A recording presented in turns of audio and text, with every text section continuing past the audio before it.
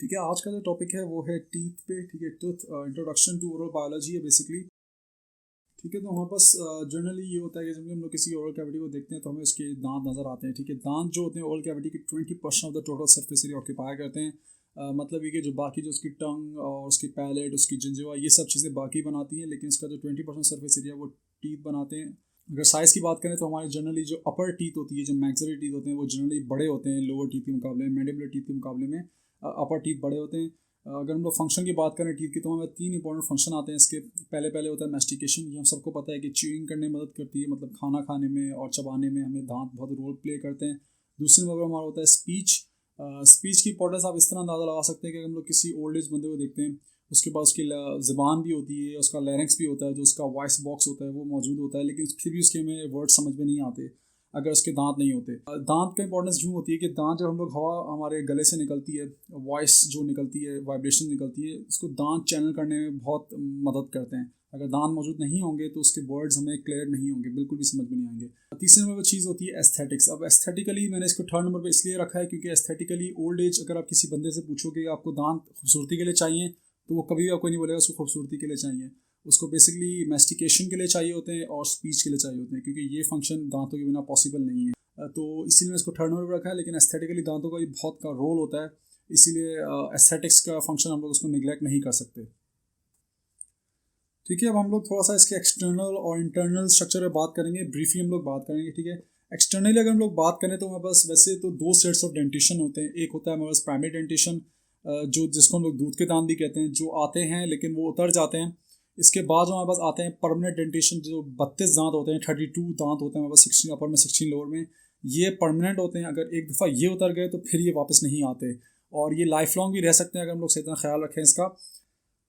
हर दांत के 2 पोर्शंस होते हैं, क्राउन और उसकी रूट। ठीक है, हर दांत के, चाहे वो कोई भी दांत हो, चाहे वो इंसाइजर हो, केनाइन हो, लेकिन हर दांत के ये होता है कि एक क्राउन होती है और एक रूट होता है।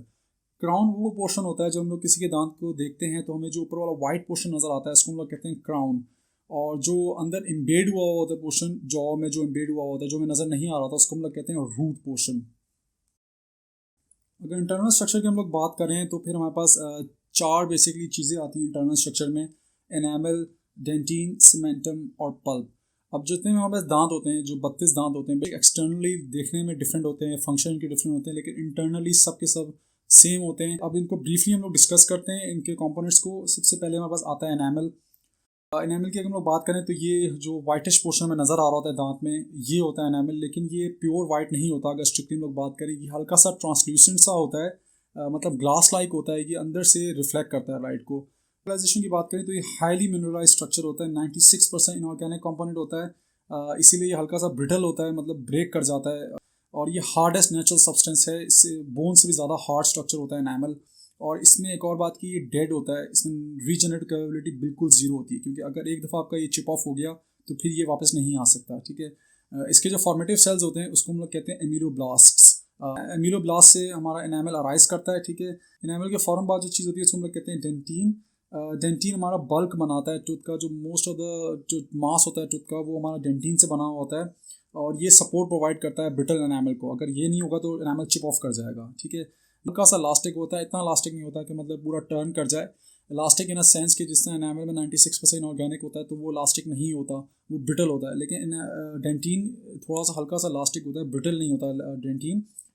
इसका जो कलर होता है वो हल्का सा वाइटिश टू येलोइश के बीच में होता है, और इसी की जो हमारे पास कलर होता है वो एनामल से रिफ्रैक्ट होकर आ रहा होता है, जो हमें नज़र आता है वो बेसिकली डेंटिन का कलर रिफ्रैक्ट होकर एनामल से आता है, जो हमें नज़र आता है। ठीक है, इसके जो फॉर्मेटिव सेल्स होते हैं उनको हम लोग कहते हैं ओडोंटोब्लास्ट। जैसे डेंटिन की एक खास बात होती है कि ये रिपेयरेबल होता है। ठीक है, ये होता एवेस्कुलर है। ठीक है, इसके अंदर कोई ब्लड सप्लाई नहीं होती, लेकिन ये रिपेयरेबल होता है, मतलब एक दफ़ा अगर ये डेंटिन आपका ख़राब हो जाए तो ये अपने को रिपेयर कर सकता है, इसमें रिपेरेटिव पोटेंशियल होता है।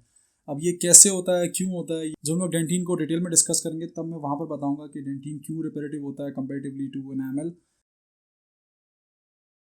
तीसरे नंबर जो लास्ट चीज़ हमारे पास आती है, सबसे अंदर जो सबसे इंटरनल स्ट्रक्चर जो हमारे पास होता है वो होता है पल्प। ये पल्प जो बेसिकली होता है डेंटिन के अंदर इंक्लूज हुआ होता है। ये सॉफ्ट कनेक्टिव टिश्यू होता है जिसके अंदर हमारे नर्व्स, ब्लड वेसल्स और बाकी चीज़ें होती हैं। फंक्शन की जहाँ तक बात है पल्प के, तो उसके 4 बहुत इंपॉर्टेंट फंक्शन होते हैं। पहले होता है फॉर्मेटिव फंक्शन होता है, मतलब ये जिससे मैंने बताया कि डेंटिन अपने आप को रिपेयर कर लेता है, लेकिन जो डेंटिन के फॉर्मेटिव सेल्स होते हैं वो पल्प के अंदर ही मौजूद होते हैं। दूसरा जो फंक्शन आता है वो हमारे पास आता है न्यूट्रिटिव फंक्शन, जिस तरह मैंने बताया कि डेंटिन होता तो लाइव टिश्यू है लेकिन होता एवेस्कुलर है। तो जो न्यूट्रिशन सप्लाई देता है वो पल्प देता है, क्योंकि पल्प एक वेस्कुलर कनेक्टिव टिश्यू है। तीसरे नंबर जो हमारा फंक्शन आता है वो है उसका प्रोटेक्टिव फंक्शन।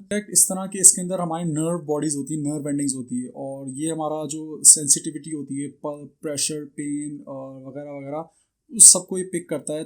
लास्ट फंक्शन जो उसका होता है रिपरेटिव फंक्शन, जिससे मैंने बताया कि जो डेंटिन के जो सेल्स होते हैं ओडोंटोब्लास्ट, वो इसमें हाउस कर रहे होते हैं पल्प के अंदर।